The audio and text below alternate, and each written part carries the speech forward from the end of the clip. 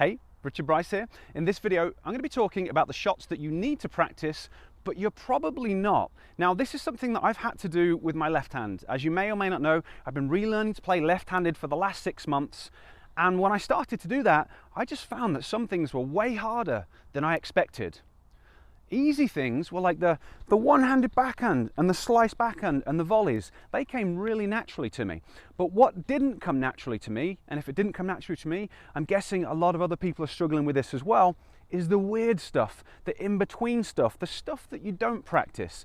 Now, I grew up playing tennis, and I also grew up playing squash, and I also grew up playing badminton, and I also grew up playing table tennis. So my right hand spent a lot of time just doing different stuff, and I spent a lot of time manipulating my wrist so that when I'm out on court with my right hand, if the ball goes somewhere, I can just step out and I can play a squash shot, and it just goes back into the court because I don't know, it just works because I've done it for so many years.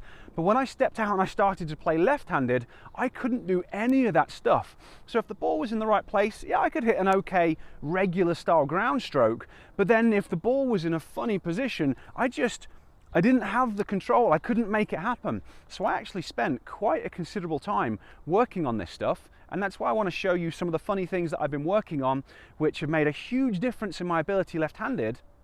So the chances are, if you practice it, it might really help you too. So I hope you find this video helpful. If you do, it'd be awesome if you give me a thumbs up. And if you haven't already done so, make sure you subscribe to my channel.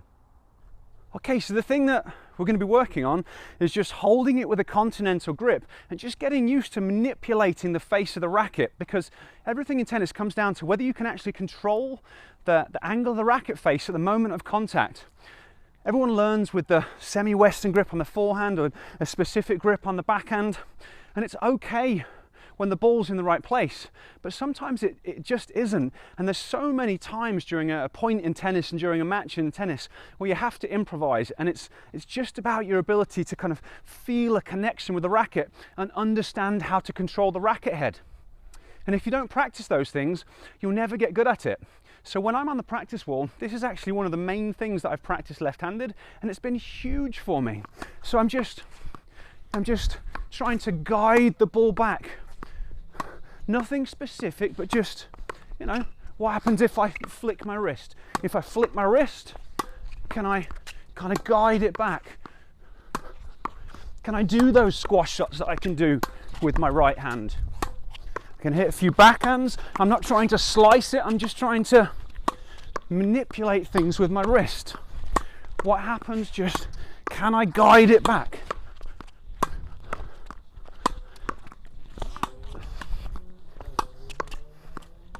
So just literally getting used to that and playing around with it. And one of the key things that I've worked on is on the stretch in an open stance.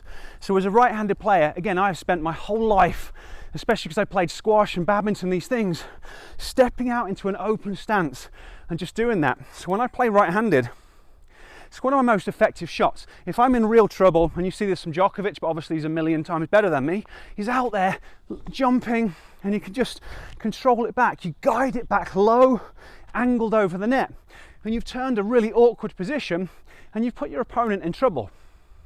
So I spend a lot of time practicing that, just trying to be wide in that open stance. You know, I'm not as flexible as Djokovic, but what does it feel like to get in that position?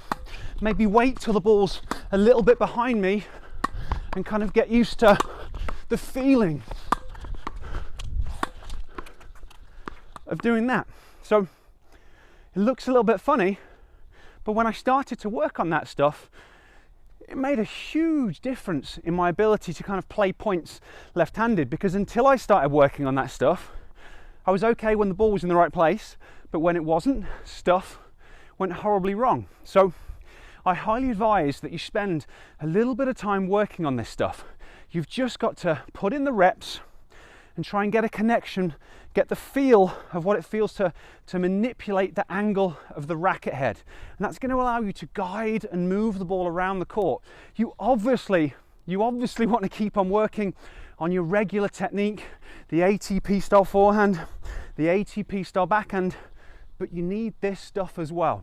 This is the stuff that so many times just keeps you in a point. You know, the ball's there, you just step and you you flick your wrist, you control it, you're back in the point. Whereas if you haven't practiced this, potentially you missed that shot.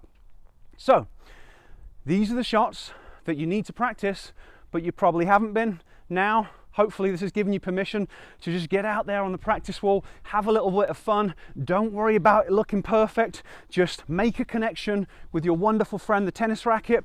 Learn to control your wrist. Now, I can't make a video without telling you something about training your visual system. What I'm doing there is about wrist control, but it's all based on me seeing the ball, watching it onto the strings. Everything in tennis is based on how well you see. So I've got a free tennis vision starter program. I'll place a link down in the description. I'll place a link up there.